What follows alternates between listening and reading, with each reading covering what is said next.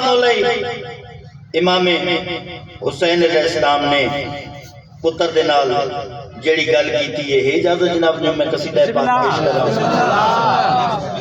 काफी सारे अहबाब मौजूद हो, मिल के बाबा से बुलंद सलावत पढ़ो।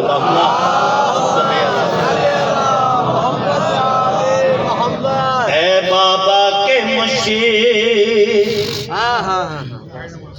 कुशा मुस्कुरा,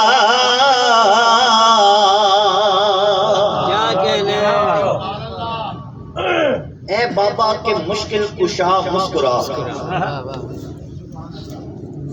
ऐ बाबा के मुश्किल कुशा मुस्कुरा,